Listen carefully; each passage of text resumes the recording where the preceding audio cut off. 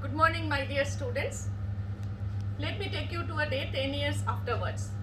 Good morning, my dear students. Can you hear me? What was that? That was hoarseness of voice because of singer's nodule formation on my vocal folds.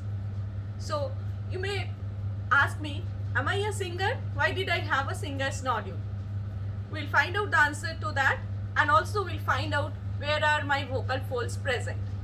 So, today's class, the specific learning objectives will be to describe the gross anatomy of interior of larynx, to draw a neat level diagram of the interior of larynx, and correlate the applied anatomy and gross anatomy of the topic.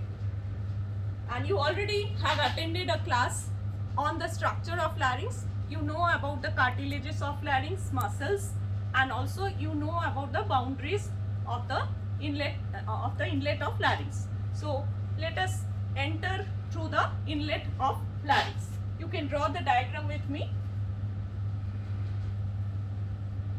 So as we enter through the inlet of larynx, this is the inlet we are entering. We reach a region which is known as the vestibule of larynx. Vestibule of larynx. And below that are two folds of mucous membrane. These are known as the vestibular folds.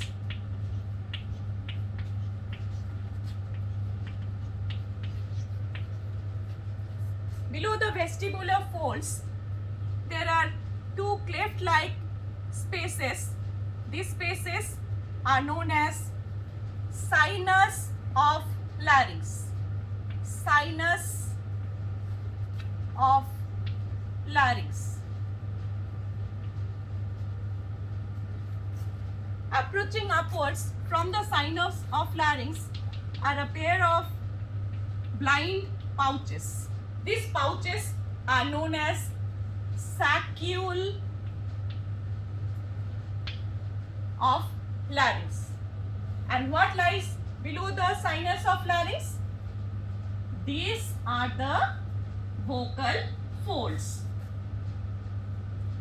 So guarding below the sinus of larynx, there are a pair of folds which are known as the vocal folds.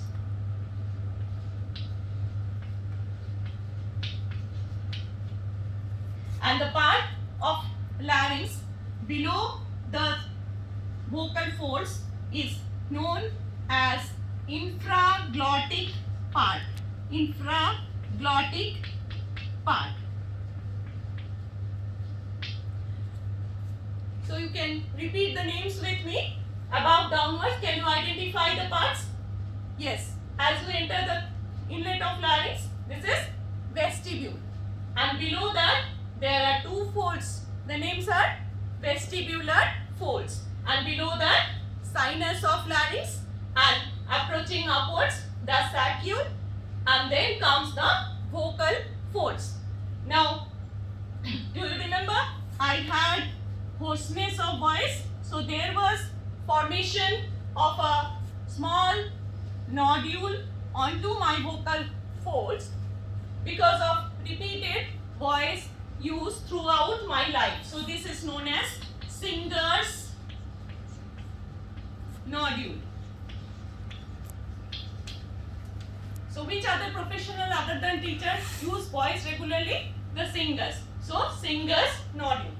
One more thing is, when we talk for a continuous time, our vocal folds, they get dried off. So which structure moisturizes it? Can you guess?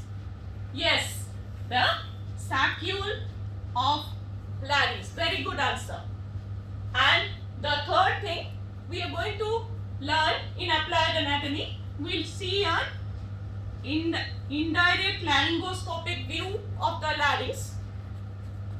The upper two folds here, you can see a pair of folds, and below that the pearly white pair of folds. So can you identify from the location which will be vestibular fold and which will be vocal fold? Yes, you have to tell. So the upper pair of folds correlating with the diagram will be the vestibular folds,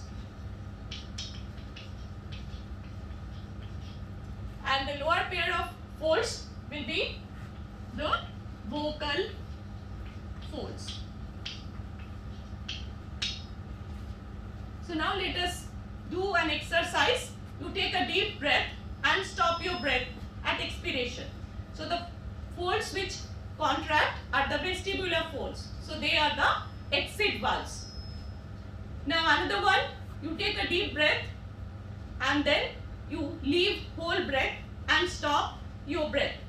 So the folds which contract are the vocal folds. So they are the entry valves. So let us summarize now. If you have any questions, you can ask me. So we have learned about the gross anatomy of the larynx above downwards. We have seen the vestibule of larynx, the vestibular folds, the sinus, the vocal folds, the intraglottic part, and the saccule of larynx. I have learned about 3 applied anatomy: the Singer's nodule, the moisture generating saccule of larynx, and the indirect laryngoscopic view, and you have drawn a neat level diagram. Thank you very much.